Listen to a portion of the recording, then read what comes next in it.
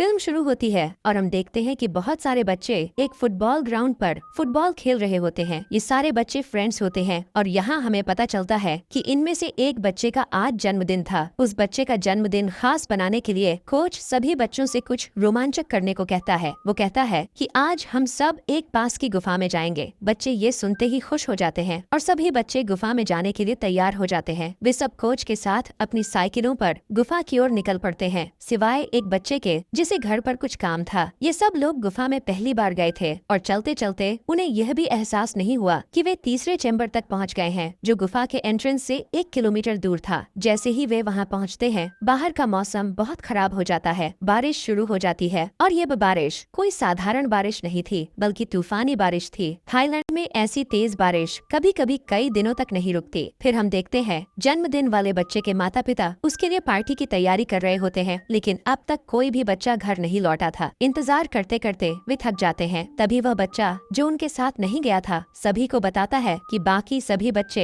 एक साथ गुफा में गए हैं और बहुत तेज बारिश हो रही है। इसके बाद वो कहता है जब बारिश होती है तो गुफा के अंदर पानी भर जाता है, जिसके बाद उस गुफा से बाहर आना बहुत मुश्किल है। ये सुनकर सभी माता पिता घबरा जाते हैं और तुरंत इमरजेंसी सर्विसेज को कॉल करते हैं। बचाव टीम के गोताखोर गुफा में प्रवेश करते हैं, जो अब पूरी तरह से पानी से भर चुकी होती है। बच्चों का कोई सुराग नहीं मिलता। गोताखोर तीसरे चैम्बर तक पहुंचते हैं, लेकिन पानी बहुत ज्यादा भर चुका होता है। कई घंटों की मशक्कत के बाद गोताखोर थक कर किसी तरह बाहर निकल आते हैं, लेकिन आगे तलाश जारी रखने में असमर्थ रहते हैं। बाहर माता पिता बेचैनी से इंतजार करते हैं, लेकिन उन्हें एक दुखद खबर मिलती है। उनके बच्चे अब भी लापता हैं। उनकी उम्मीदें टूटने लगती हैं और वे सोचते हैं कि क्या वे कभी अपने बच्चों को फिर से देख पाएंगे। अगला दिन भी बीत जाता है और बारिश अब भी नहीं रुकी होती। गुफा में पानी लगातार भरता जा रहा होता है। अलग अलग पंपों का इस्तेमाल किया जाता है पानी निकालने के लिए, लेकिन कुछ भी काम नहीं करता। यह खबर फैल जाती है कि 13 बच्चे गुफा में फंसे हुए हैं और पूरे शहर से लोग मदद के लिए आने लगते हैं। उन्हीं में एक लड़का होता है जो किसी और शहर से आया होता है और जिसे गुफाओं और पहाड़ों की अच्छी जानकारी होती है। वह गुफा के पास एक आदमी से बात करता है और कहता है, मुझे नहीं लगता कि गुफा सिर्फ बारिश के पानी से भर रही है। यह सिंकहोल्स हैं जिनसे पानी तेजी से अंदर जा रहा है। वक्त बर्बाद किए बिना वे दोनों मिलकर जितने ज्यादा सिंकहोल्स ढूंढ सकते हैं ढूंढते हैं और उन्हें बंद करने की कोशिश करते हैं, ताकि पानी का बहाव धीमा किया जा सके। 5 दिन बीत जाते हैं, लेकिन बच्चों का कोई सुराग नहीं मिलता। थाई सरकार को जब लगता है कि उनके गोताखोर असफल हो चुके हैं, तो वे ब्रिटिश सरकार से मदद मांगते हैं। ब्रिटेन से 2 एक्सपर्ट गोताखोर भेजे जाते हैं, रिक और जॉन। वे पूरी तैयारी के साथ गुफा में प्रवेश करते हैं, जहां उन्हें बढ़ते पानी और कम ऑक्सीजन का सामना करना पड़ता है। वे 1600 मीटर अंदर तक जाते हैं, लेकिन उन्हें कुछ भी नहीं मिलता। फिर उन्हें एक इंजीनियर मिलता है जो अंदर पंप लगाने आया था, लेकिन अब उसे पैनिक अटैक आ रहा होता है। जॉन उसे अपना ऑक्सीजन मास्क देता है और रिक उसे खींचते हुए बाहर निकालने की कोशिश करता है। मिशन अब निराशाजनक लगने लगता है। न बच्चे मिलते हैं और पानी लगातार बढ़ता ही जा रहा है। उधर वह आदमी जिसने पहले सिंकहोल्स को बंद किया था, गवर्नर से मिलता है। वह सुझाव देता है कि गुफा के पानी के बहाव को खेतों की ओर मोड़ा जाए, इससे फसलें बर्बाद हो जाएंगी, लेकिन बच्चों की जान बच सकती है। गवर्नर इस बारे में किसानों से बात करता है और वे सब मान जाते हैं। किसान कहते हैं कि बच्चों की जान ज्यादा कीमती है। जैसे ही पानी का स्तर थोड़ा गिरता है, रिक और जॉन दोबारा गुफा में गोता लगाते हैं। इस बार वे 2200 मीटर अंदर तक जाते हैं। जब वे लौटने ही वाले होते हैं, जॉन को एक संकरे रास्ते से हल्की सी रोशनी दिखाई देती है। वह किसी तरह उस रास्ते से अंदर जाता है और पाता है कि सारे बच्चे वहाँ हैं और जिंदा हैं, लेकिन भूख से बेहद कमजोर हैं। खुश होकर रिक और जॉन बच्चों का एक वीडियो रिकॉर्ड करते हैं ताकि उनके माता पिता को दिखा सकें, लेकिन उनके पास अतिरिक्त ऑक्सीजन मास्क नहीं होते, इसलिए वे बच्चों को अभी बाहर नहीं ला सकते। जब जॉन वीडियो रिकॉर्ड कर रहा होता है, तभी कोच कहता है, ये मेरी गलती है कि मैंने बच्चों को यह एडवेंचर करने के लिए कहा। लेकिन तभी सारे बच्चे कहते हैं, नहीं, कोच की वजह से ही हम अब तक जिंदा हैं। उन्होंने हमें मेडिटेशन कराया और जिंदा रहने का हौसला दिया। उन्होंने हमें उम्मीद दिलाई कि हम यहाँ से जरूर बाहर निकलेंगे। वीडियो बनाने के बाद रिक और जॉन कहते हैं कि थोड़ी देर में उनकी बाकी टीम यहाँ आएगी और सबको बचा लेगी। बस तुम लोग हिम्मत मत हारना। वे बाहर आकर सबको ये खुशखबरी देते हैं कि सभी बच्चे जिंदा हैं। वे सबको बच्चों का वीडियो दिखाते हैं। वीडियो देखने के बाद मानो सबकी जान में जान आ जाती है। हर कोई बहुत खुश होता है, लेकिन दूसरी तरफ रिक और जॉन खुश नहीं होते, जैसे उन्हें कोई अनहोनी का अंदेशा हो। वे गवर्नर से मिलते हैं और बताते हैं कि बच्चे अंदर जिंदा हैं, लेकिन अब सबसे बड़ा मिशन उन्हें वहाँ से सुरक्षित बाहर निकालना है। इसके बाद रेस्क्यू टीम बच्चों तक खाना और पानी पहुँचा जाती है। वहाँ डॉक्टर भी थे जिन्होंने बच्चों की जांच की, लेकिन रेस्क्यू टीम अब तक उन्हें बाहर निकालने का कोई तरीका नहीं ढूंढ पाई है। बच्चों के माता पिता सरकार से नाराज थे क्योंकि अब तक बच्चों को गुफा में फंसे पूरे 12 दिन हो गए हैं और वो कहते हैं कि बच्चों को अब तक बाहर क्यों नहीं निकाला गया, लेकिन गवर्नर के पास इसका कोई जवाब नहीं होता। वे बच्चों के माता पिता से कहते हैं कि वे शांत रहें, बच्चे वहाँ ठीक हैं, उन्हें खाना पानी सब कुछ पहुँचाया जा रहा है और जल्द ही उन्हें बाहर निकाल लिया जाएगा। माता पिता ने अपने बच्चों के लिए चिट्ठियाँ भी लिखी जिन्हें डाइवर्स पहले ही बच्चों तक पहुँचा चुके थे। कोच को लगा था कि ये सारी चिट्ठियाँ बच्चों के लिए बुरी साबित होंगी, लेकिन सभी माता पिता कोच को धन्यवाद दे रहे थे कि उन्होंने उनके बच्चों को जिंदा रहने का हौसला दिया। उधर बच्चों को गुफा से बाहर निकालने के लिए जॉन और रिक ने एक एनेस्थीसियोलॉजिस्ट यानी बेहोश करने वाले डॉक्टर को बुलाया था। उनकी योजना थी कि बच्चों को बेहोश किया जाएगा, ऑक्सीजन मास्क लगाया जाएगा और फिर उन्हें बाहर निकाला जाएगा। लेकिन डॉक्टर को ये सलाह बिल्कुल पसंद नहीं आई। डॉक्टर का मानना था कि अगर बच्चे बीच में उठ गए तो वे और ज्यादा घबरा सकते हैं, लेकिन अब रिक और जॉन के पास कोई और रास्ता नहीं था। इसी बीच हमें एक गुफा का सीन दिखाया जाता है जहाँ रेस्क्यू टीम बच्चों तक कुछ जरूरी सामान पहुँचाने में व्यस्त थी। इसी दौरान जब एक डाइवर बच्चों को सामान देकर वापस लौट रहा था, उसका पैर गुफा के अंदर एक रस्सी में फंस जाता है। वह अपना पैर निकालने की बहुत कोशिश करता है, लेकिन इसी कोशिश में उसका ऑक्सीजन सिलेंडर का पाइप एक पत्थर में फंसकर टूट जाता है। इस वक्त वह पानी के अंदर था और ऑक्सीजन की कमी के कारण वहीं उसकी मौत हो जाती है। रेस्क्यू टीम उसे बाहर निकालती है। उसकी मौत से हर कोई बहुत दुखी होता है। दूसरी तरफ डॉक्टर और रेस्क्यू टीम यह भी समझ गए थे कि रिक और जॉन द्वारा दिया गया सुझाव बिल्कुल सही है। बच्चों को गुफा से बाहर निकालने के लिए अब रिक और जॉन अपना आइडिया गवर्नर को बताते हैं और गवर्नर भी इस विचार से सहमत हो जाता है कि बच्चों को इसी तरीके से गुफा से बाहर निकाला जाए। रात को डॉक्टर रेस्क्यू टीम के सभी डाइवर्स को बच्चों को इंजेक्शन लगाने की प्रक्रिया सिखाते हैं जिससे बच्चे बेहोश हो जाएंगे। यह सब सीखने के बाद अगली सुबह उन्हें बच्चों को गुफा से बाहर निकालना होता है। गुफा के बाहर बहुत सारे लोग जमा हो गए थे, माता पिता, शहर के लोग और बाकी सब लोग बच्चों के सुरक्षित बाहर निकलने की प्रार्थना कर रहे थे, क्योंकि अगर इस बार कुछ गलत हुआ तो बच्चे मर जाएंगे। वे डरते हैं। जब वे गुफा के अंदर जाते हैं तो उन्हें एहसास होता है कि सभी बच्चों को एक साथ बाहर निकालना बहुत मुश्किल है। वे अपना प्लान बदलते हैं और एक समय पर केवल 4 बच्चों को गुफा से बाहर निकालने की सोचते हैं। एनेस्थीसिया इंजेक्शन लगाने के बाद उन्होंने बच्चों के हाथ और पैर बांध दिए ताकि अगर वे रास्ते में होश में आए तो वे अपने हाथ पैर से कुछ न कर सके और किसी तरह की परेशानी न हो। अब जैसे ही ये लोग बाहर जा रहे थे, एक बच्चा होश में आ जाता है। तभी उस बच्चे को तुरंत ही एक और इंजेक्शन का डोज देना पड़ता है और बच्चा फिर से बेहोश हो जाता है। इसके बाद सभी बच्चों को एक रस्सी से बांधकर बाहर निकाला जाता है। अंत में बहुत घंटों की कड़ी मेहनत के बाद 4 बच्चे सुरक्षित बाहर आ जाते हैं। जैसे ही उनका मिशन सफल होता है, सभी डाइवर्स बहुत खुश होते हैं। साथ ही माता पिता भी अगले दिन 4 और बच्चों को बाहर लाने के लिए आते हैं और इस बार भी सभी डाइवर्स सफल होते हैं। इसके बाद गुफा में केवल 5 लोग बचते हैं, 4 बच्चे